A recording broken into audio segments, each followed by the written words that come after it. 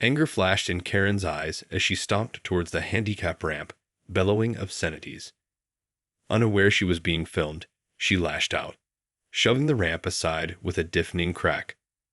Little did she know, her hateful rampage was about to land her in handcuffs, facing the full force of the law. It was supposed to be a simple errand: pick up some groceries, maybe stop for a coffee. But as Mark wheeled his way towards the supermarket entrance, he could already sense the tension building. A woman in an expensive SUV was blocking the handicap spot, idling with a cigarette hanging from her lips. "Excuse me, ma'am," Mark called out politely. "This is a handicap spot. Could you please move your vehicle?" The woman glared at him, smoke curling from her nostrils. "What's it to you, Grip?" she sneered. "I'm just running in for a minute." Mark took a deep breath, trying to stay calm. "I understand, but I really need to use that spot. There are plenty of other spaces available." "Whatever." The woman flicked her cigarette onto the ground and gunned the engine, pulling into the nearest spot with a squeal of tires. As Mark approached the entrance, his heart sank. The woman was storming towards the handicap ramp, her face twisted with rage. "Who the hell do you think you are, trying to tell me what to do?" she shrieked, shoving the ramp with both hands. It cracked and splintered, collapsing to the ground. Mark watched in horror as the woman continued her tirade, kicking the broken pieces aside. "This is America, you snowflake. I'll park where I damn well please." A crowd had gathered, some filming the spectacle on their phones. Mark could feel his face burning with humiliation, his palms sweating. He desperately wanted to intervene, to stand up for his rights, but the shock had left him paralyzed. Just then, a security guard came rushing over, his face flushed with anger. "Ma'am, you need to stop this immediately," he shouted. "That ramp is for disabled access, and you've just destroyed it." The woman whirled around, her eyes wild. "I don't care. This is discrimination against normal people," she screeched. "You can't tell me where to park." The guard's expression hardened. "I'm calling the police. You're under arrest for destruction of property in violation of the Americans with Disabilities Act." As the woman was led away in handcuffs, still cursing and thrashing, Mark finally found his voice. "Thank you," he whispered, tears stinging his eyes. For once, justice had been served. As the police car pulled away with Karen in the backseat, a hush fell over the crowd. Mark sat in stunned silence, his mind racing. He couldn't believe what had just happened. 1 minute, he was simply trying to access the store. The next, his entire day had been turned upside down. A soft voice interrupted his thoughts. "Are you all right, sir?" Mark looked up to see a young woman approaching him, a concerned expression on her face. I'm not sure," he admitted, his voice quivering slightly. "I just can't believe that just happened." The woman nodded sympathetically. "I saw the whole thing. That woman was way out of line." She gestured towards the broken ramp. "Do you need any help?" Mark glanced at the splintered wood and shook his head. "No, I don't think so. I'm just trying to process everything." "I can't imagine how upsetting that must have been." The woman's eyes were filled with genuine empathy. "I'm so sorry you've had to go through that." Mark felt a lump forming in his throat. "Thank you," he murmured, blinking back tears. It happens so often, you know. People treating me like I'm invisible or like I don't belong." The woman reached out and gently placed a hand on his arm. "Well, you certainly didn't deserve that. And I'm glad the security guard stepped in when he did."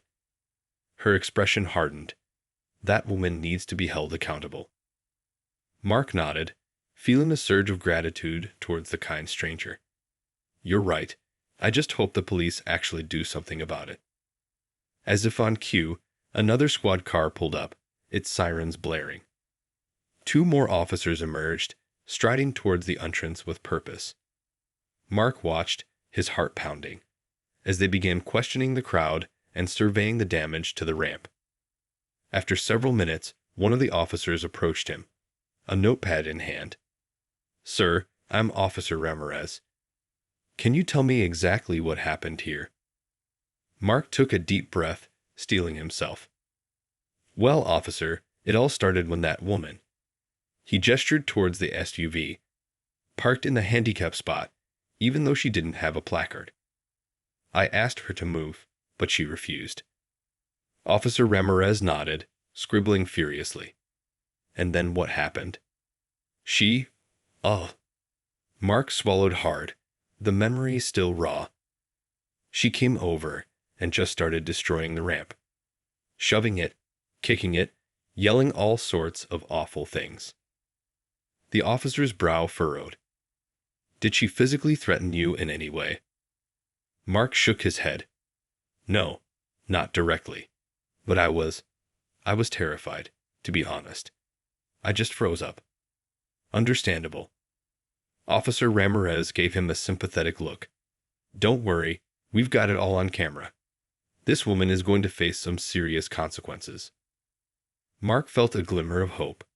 "So you're going to arrest her?" "Absolutely." The officer's expression hardened.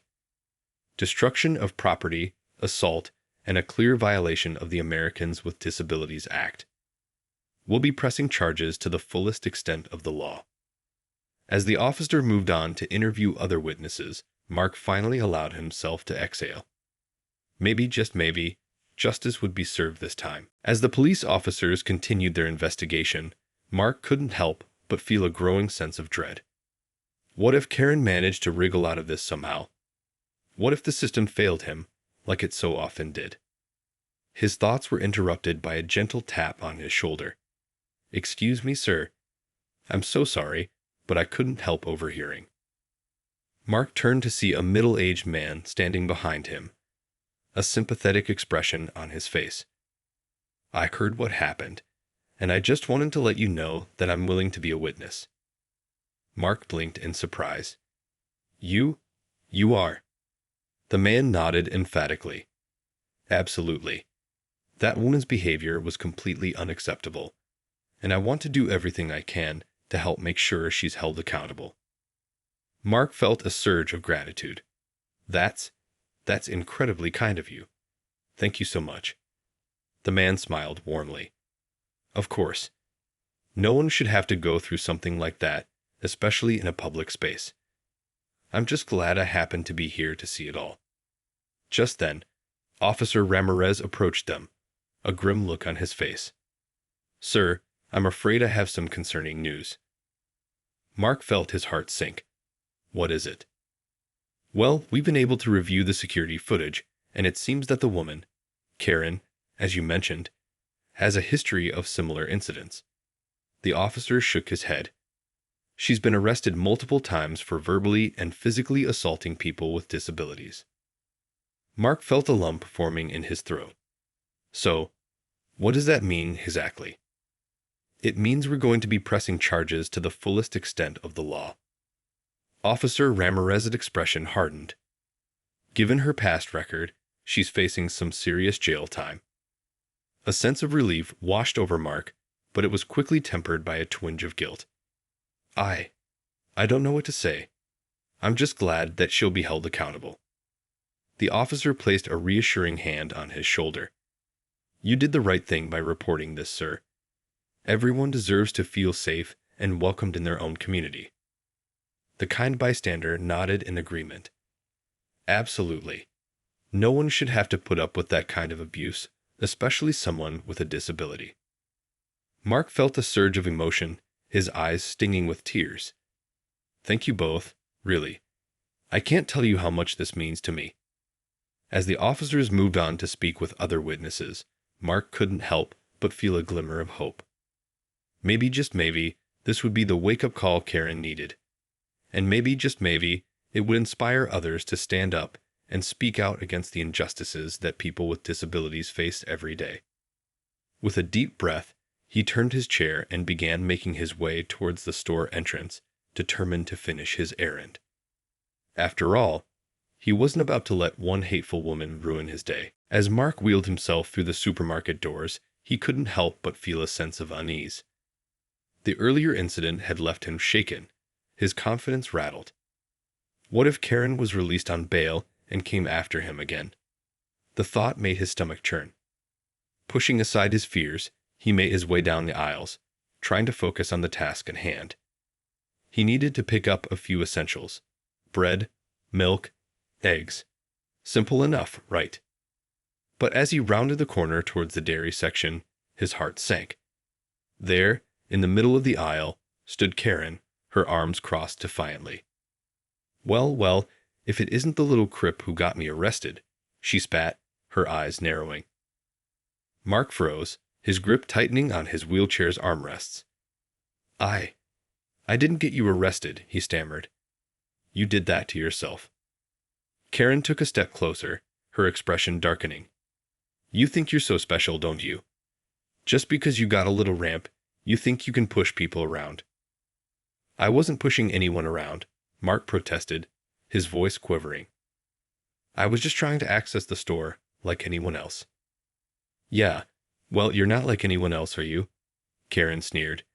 "You're just a pathetic, useless cripple who can't even do his own shopping." Mark felt a surge of anger, his cheeks flushing. "That's not true. I'm a perfectly capable person, and I have just as much right to be here as you do." Karen let out a harsh laugh. "Oh, really? Then why don't you prove it? Huh." She reached down and grabbed a carton of milk, hurling it directly at his face. Mark flinched, the carton slamming into his shoulder and exploding in a shower of white liquid.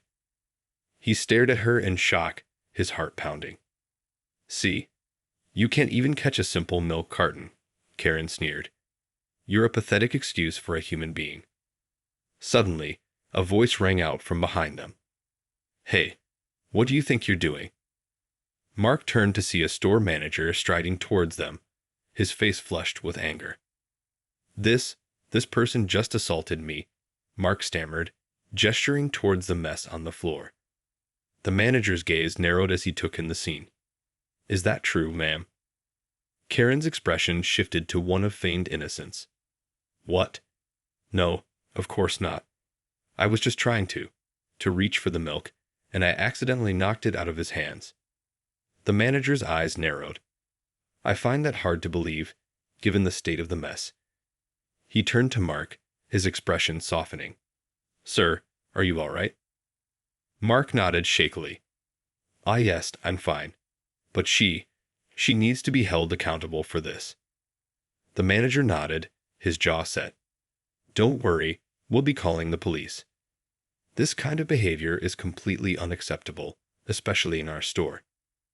As the manager moved to retrieve the phone, Karen's face twisted with panic. "Wait, no, you can't do that," she cried, her voice rising in desperation. But it was too late. The damage had been done, and this time, Mark was determined to see justice served. As the store manager hurried to call the police, Karen's eyes darted around the aisle, desperately searching for a way out. But there was nowhere to run. She was trapped, her past misdeeds finally catching up to her. Sensing her panic, Mark felt a surge of something. Not quite satisfaction, but a strange mix of vindication and pity. This woman had clearly been spiraling out of control for some time, her hatred and entitlement leading her down a dark path. "Why are you doing this?" Karen suddenly blurted out, her voice laced with desperation. I didn't mean to hurt you. I swear." Mark raised an eyebrow, unconvinced. "Didn't mean to? You threw a carton of milk at my face." Karen's lips trembled, her eyes glistening with unshed tears. I know, and I'm sorry. But you have to understand, my life has been falling apart. I lost my job, my husband left me, and now I'm struggling to make ends meet." Mark felt a twinge of sympathy, but quickly pushed it aside. "That doesn't excuse your behavior. You can't just go around assaulting people because you're having a hard time." I know," Karen wailed, her voice cracking.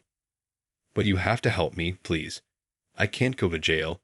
I just can't." Before Mark could respond, the store manager reappeared, his expression grim.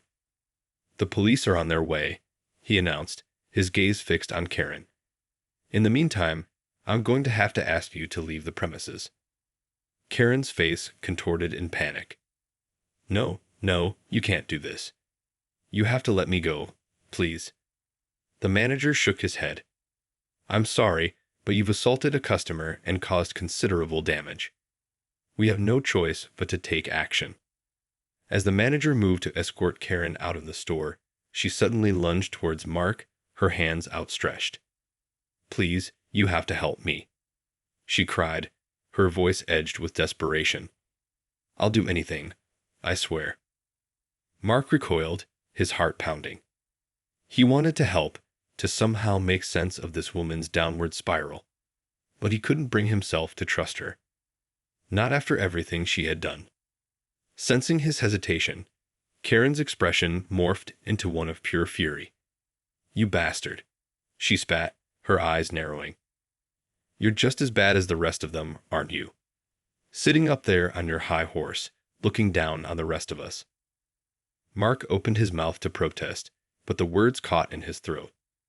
In that moment, he realized that no matter what he said or did, Karen would never understand. She was trapped in her own twisted reality, unable or unwilling to see the humanity in those she deemed lesser than herself. As the police sirens grew louder, Karen was dragged out of the store, still cursing and thrashing. Mark watched, his heart heavy, wondering if this was truly the end of the story, or just the beginning of a much darker chapter. As the police officers led the screaming, thrashing Karen out of the supermarket, Mark sat in stunned silence, his mind racing. He couldn't shake the feeling that this wasn't the end of the story, that somehow, someway, Karen would find a way to come back and make his life a living hell. Pushing aside his fears, he took a deep breath and continued with his shopping, determined to not let this incident ruin the rest of his day. But as he made his way towards the checkout, a familiar face caught his eye. It was the kind bystander from earlier, the one who had offered to be a witness. He was standing near the front of the store, his expression grave. "Excuse me, sir," the man said, approaching Mark with a concerned look. "I just wanted to make sure you're all right. That was a terrifying ordeal." Mark mustered a weak smile. I'm doing okay, all things considered. Just trying to get on with my day, you know." The man nodded sympathetically. "I can only imagine how shaken you must feel. But I want you to know that I'm here for you if you need anything at all." Mark felt a surge of gratitude. "Thank you. That really means a lot. I just hope the police are able to do something about that woman." The man's expression darkened. "Well, you can bet I'll be doing everything in my power to make sure she's held accountable. No one deserves to be treated that way, especially someone with a disability." Mark nodded, his heart swelling with a mix of emotions. I don't understand how someone can be so cruel, you know. How can they think it's okay to just lash out like that?" The man let out a heavy sigh. "I wish I had an answer for you, my friend. But the sad truth is, there are far too many people in this world who feel entitled to mistreat those they see as lesser than themselves." He shook his head in disgust. It's a sickness, really, this twisted sense of superiority that leads them to believe they can do whatever they want, without consequence. Mark felt a chill run down his spine. You're right. And the worst part is, it feels like it's only getting worse. Like people are just emboldened to be awful, without any fear of repercussions. The man placed a hand on Mark's shoulder, his expression earnest. "Well, today, that woman is finally facing those repercussions. And thanks to you, and all the people who stepped up to witness her behavior, she's going to have a much harder time slipping through the cracks." Mark felt a glimmer of hope. "You really think she'll be held accountable this time?" "Absolutely." The man's eyes narrowed. "The police seemed pretty determined to make an example of her, and with your statement and the security footage, I'd say she's in a world of trouble." Mark let out a shaky breath, a weight lifting from his shoulders. That's good to hear. I just hope it's enough to make her think twice before she tries something like this again." The man nodded gravely. Me too, my friend. Me too. As Mark continued on his way, he couldn't help but feel a renewed sense of determination.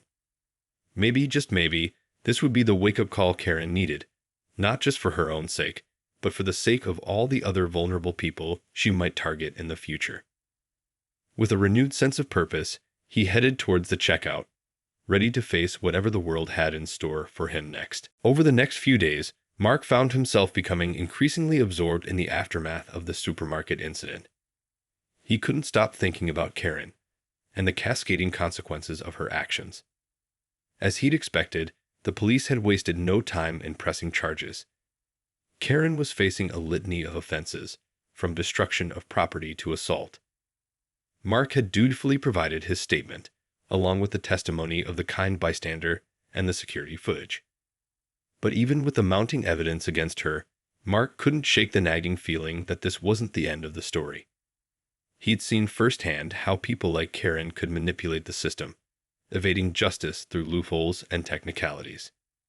Determined to ensure that she faced the full weight of the law, Mark decided to take matters into his own hands.